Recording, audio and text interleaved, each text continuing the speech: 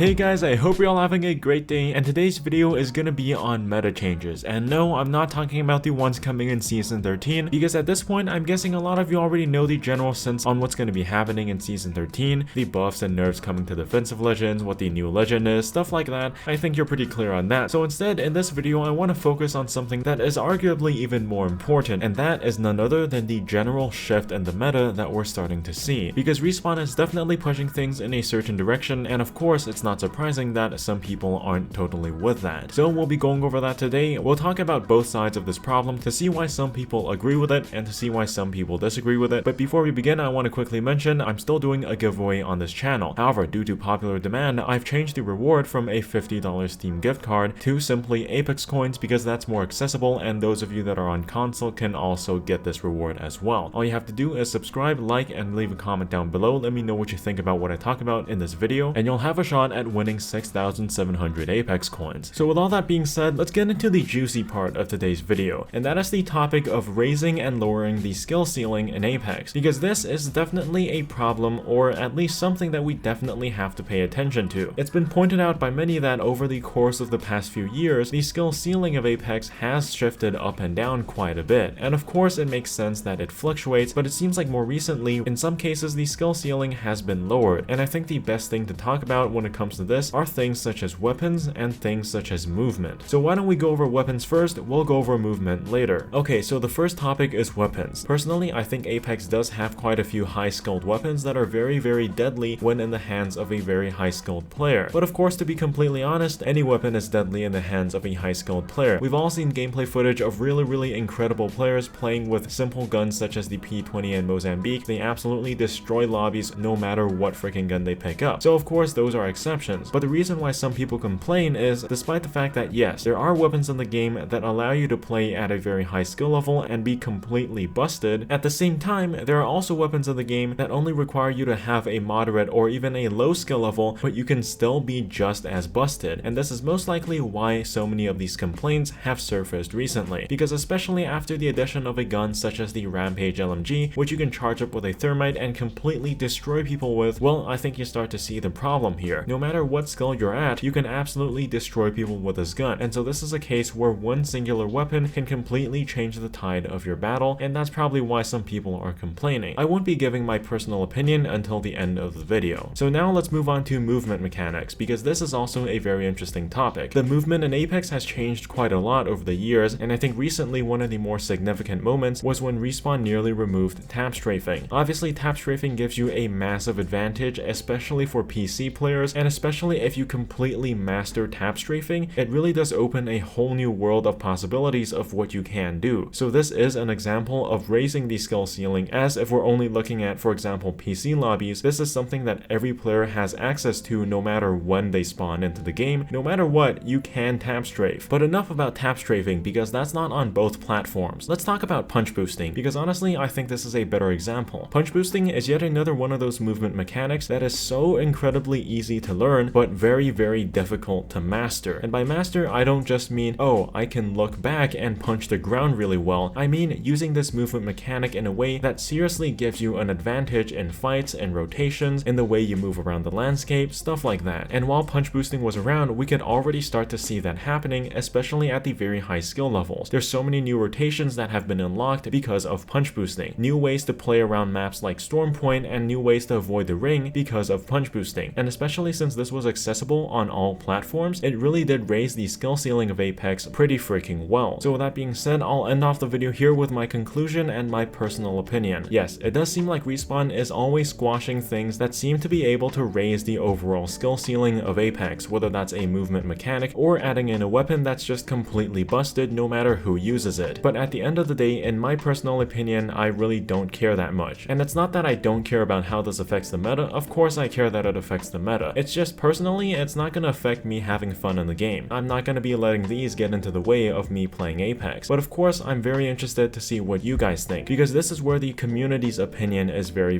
valuable. So I'm definitely looking forward to seeing what you guys think about this. And of course, as always guys, stay safe, and I'll see ya in the next one. Peace out.